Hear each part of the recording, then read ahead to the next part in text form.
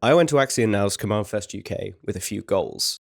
I wanted to see members of the community that I hadn't since the last fest, meet those that I hadn't already, and get some great games of Commander in with those I'm privileged to call friends and peers. I also wanted to create a deck that truly encapsulated the spirit of the Fool, exclusively from cards I found on my travels over the weekend, whether that be from vendors, creators, and community members, or those really tantalizing piles of draft chaff that end up getting left on tables after events that I can put my grubby mitts all over like the little card gremlin I am.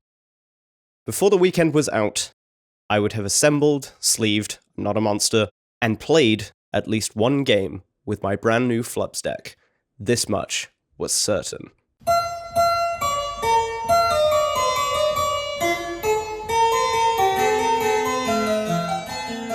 So let's first have a look at our commander and break down what they do or don't want us to do in the context of a deck.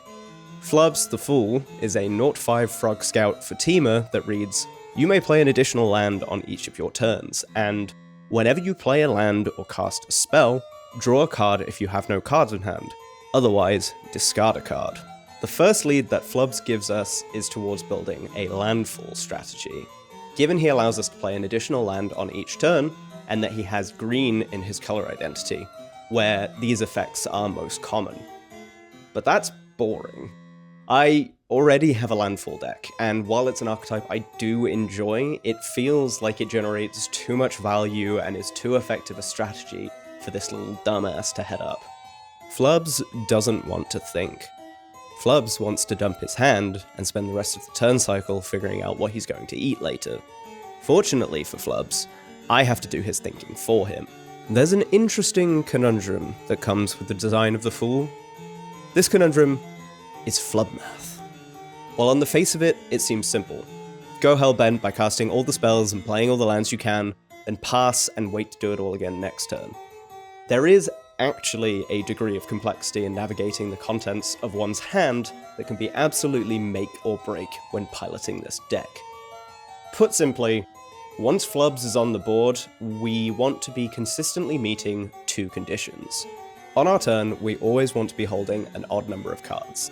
If we have 5 cards in our hand when Flubs is out, we may play a card and dump another, going down to 3, then play a card and dump another, going down to 1. Then we just begin playing whatever we hit off the top until we're done and say go. The challenge is here though that if we end our turn with an odd number of cards in hand, then draw our card for turn, we will have an even number of cards in hand on our turn, and Flubs will brick us. If we have 2 cards in hand, for instance, we will play one and be forced to discard the other. Then have an empty hand and be forced to pass and once again ponder our lunch before it's our turn again and we can hopefully continue flubbing. To avoid this situation, there are a number of what I like to call course correctors that we can utilize. Permanents that allow us to draw or put cards into our hand and will help bring our hand back to an odd number and continue our turn. But ideally, we want these to be activation or may effects, as in cases where we don't have a choice, the equilibrium of flub math may be broken the other way. Cloudstone Curio is one of the best choices for flubs, as it offers you the choice of bouncing a permanent back to your hand whenever a non-artifact permanent enters the battlefield under your control, and flubs allowing us to play another land each turn makes this effect all the more flexible. Unsurprisingly, given I was essentially scrounging all weekend to put together something that resembled a playable deck, my list does not, in fact, have a Cloudstone Curio. One of the vendor's 25p bins was an absolute savior for me in this exercise. After 30 odd minutes of digging, I had found a good core of cards that would keep flubs chugging. The 3 bounce lands in my color would help for fixing, as well as offering hand count correction if needed. Llanowar Elves, Elvish Mystic, Wild Growth, Wild Canter, and Springleaf Drum all offer cheap ramp to let me continue churning through my deck, and Grape Shot and Chatterstorm offer storm payoffs for when things really get going. 5 cards in particular that I found got me excited though. Blazing Rootwaller is another 1-drop with the extra option of Madness 0. where if we discard it to Flub's ability, we can then cast it for free. This is a course corrector, but also a potential trap. Of course, we want to cast it for its madness cost, but this should only be done if we would have an even number of cards in hand after discarding it. If so, we hit another Flubs trigger and can discard to get to an odd number. If not, we'll end up hitting an even number and risk bricking if we have no other course correctors available. Paradise Mantle was a hell of a find, offering us a 0-drop that can be equipped for 1 to help ramp us even more and keep casting spells. Dragon's Rage Channeler is a classic 1-drop and offers us additional utility by letting us manipulate the top card of our library to better ensure we don't hit a land we can't play after the first 2, or a spell that's too expensive and will end up getting stuck in our hand and forcing us to pass. The last 2 gems that I was incredibly surprised to find were Rite of Flame and Desperate Ritual, both of which are mana positive and allow us to keep storming off. After all of these finds, I was feeling pretty confident that I'd be able to maybe do something with this deck. Sure, the current strategy was fragile, having a high risk of completely falling flat on its face or running out of steam, but there were some good cards here, right? Right? Fortunately though, the Magic community are kind, willing to help out, and love dumb shit. I put out a call before Commandfest for contributions to my foolish endeavor, and the community really came through. Whether it was cards they brought specially, had in their binders, or pulls and draft chaff from the weekend, everyone was more than happy to get involved. The lovely Kiwo brought a gamble for the cause, which is probably one of the best cards in this list, given that 1, it tutors for anything, 2, it only costs 1 mana, and 3, it maintains Flub math by discarding a card after tutoring, resulting in a loss of 2 cards from hand when cast, a point that, when explained to most people, made their eyes glaze over. Adam of the Magic Castles podcast helped me complete the set of absolute commander staples that are the new life-checking jewels from Duskmourn. OG Show let me dig through his pile of mystery booster chaff to find a Skirk Prospector, Insolent Neonate, and Impact Tremors. Woodland Fern MTG gave me use of a Skyclave pickaxe. Declan Does Games made the truly hilarious choice of Guided Passage. Alias J was kind enough to give me an absolute house in Inti Seneschal of the Sun.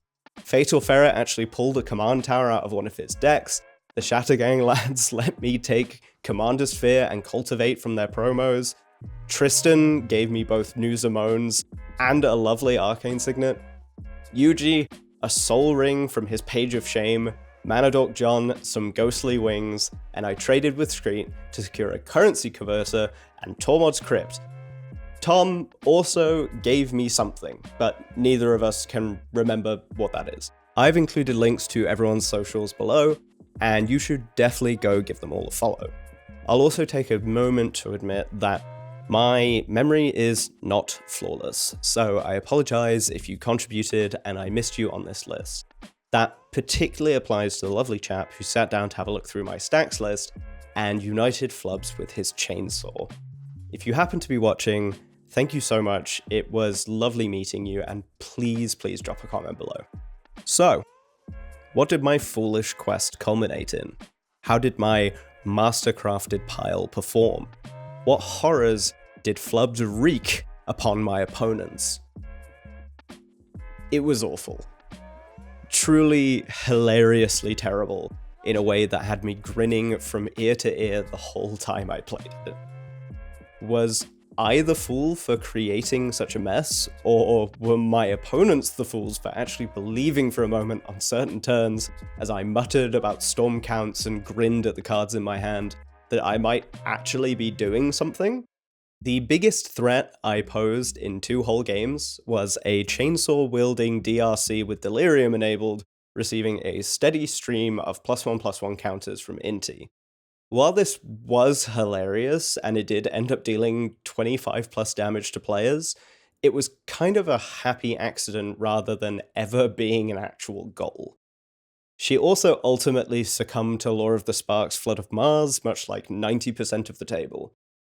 Water always wins, after all. After a successful Commandfest weekend of sprinting up and down the convention hall, digging through bargain bins, bartering with community members, and muttering about Flub math, I, in fact, don't have a deck that's going to rock the meta or turn up on any CEDH standings. What I do have is a wonderful memento of a weekend well spent amongst the community, sharing games, laughs, and love for Magic. Truly, the gathering crystallized over 2 days. Whether the deck stays intact in its current form, or whether I decide to see if I can make a new playable version, I'll always remember how it originally came together. After all, it's the journey, not the destination. A philosophy that I think Flubs, for one, subscribes to. He knows exactly where he's going, and exactly how he's not getting there. Thanks so much for watching. You can find a link for the full glorious deck list below.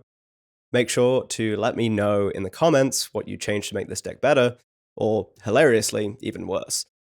And if you give me a +1/+1 and like and subscribe, I'll gain trample. See you next time.